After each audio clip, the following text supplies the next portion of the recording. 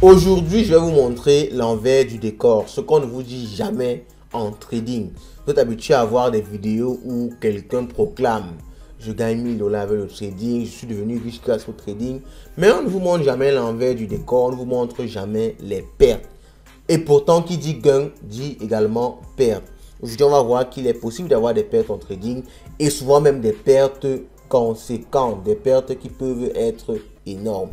Et c'est souvent pour ça qu'on dit que si vous avez un business en ligne qui vous assure un rendement fixe et qui dit faire du trading derrière, dans 100% ou 99,99% des cas, c'est une arnaque.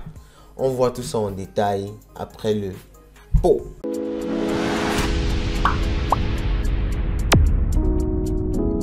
Comme on peut le voir ici, alors je suis sur Bybit avec les robots de trading Bybit. On en a déjà parlé ici. Je vais vous laisser épingler plus haut des vidéos sur le sujet. C'est tout simplement des robots qui vous aident à faire des placements au niveau de la crypto-monnaie en faisant du trading de crypto-monnaie. Donc vous avez un capital que vous avez défini, vous donnez au robot et lui se charge d'acheter bas et de revendre une crypto que vous avez, n'est-ce pas, choisi. Et alors, on a changé également de stratégie en investissant plus, n'est-ce pas, dans des cryptos qui sont d'avenir, comme le Bitcoin, comme l'Ethereum. C'est ce genre de robot qu'on met en place maintenant sur Bybit. On ne choisit plus juste une crypto-monnaie comme ça au hasard. Et ce qu'on peut voir ici, alors j'ai lancé le robot de Bitcoin il y a quelques jours. Vous pouvez voir que je suis à moins de $2,75. Alors ça a même diminué, j'étais à moins 3,5 ce matin. Et avec cet autre robot-ci que je tourne depuis 20 jours, vous pouvez voir ici, je suis à moins 94 $ de perte. Donc, j'ai environ 100 $ ou 97 $, 100 $ de perte sur les robots depuis près de 20 jours. Donc, près de carrément un mois, on va dire ça comme ça, pour arrondir. Alors, ce qu'on comprend avec ça, c'est que le trading, il y a souvent qu'on perd pendant une longue période. Vous avez vu, je n'ai pas encore terminé mes robots. Alors, tant que je ne termine pas, je n'ai pas vraiment perdu parce que c'est tout simplement comme si j'avais acheté la crypto-monnaie qui a perdu en termes de prix.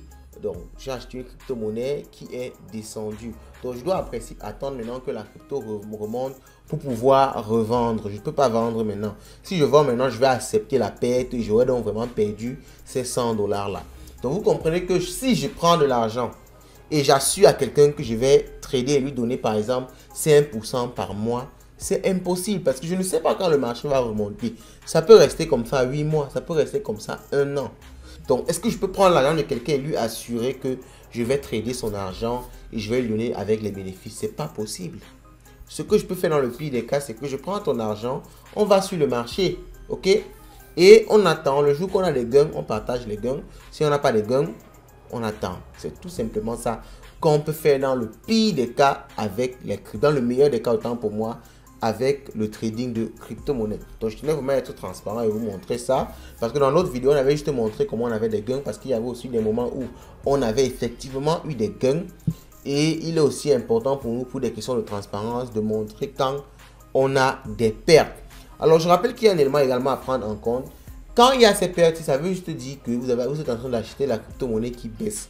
Donc, si vous avez une vision long terme sur des crypto-monnaies sûres comme le Bitcoin, vous pouvez ne pas vous sentir mal parce que en fait, vous êtes en train d'accumuler du Bitcoin à bas prix.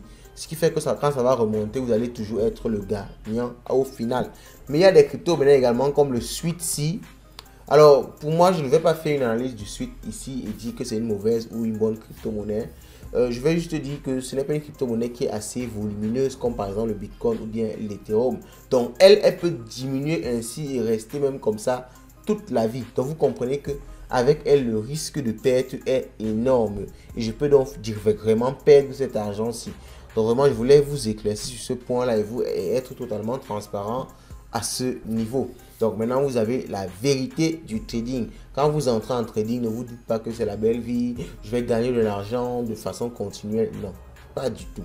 C'est vraiment comme la vie, il y a les moments où vous gagnez, il y a les moments où vous perdez.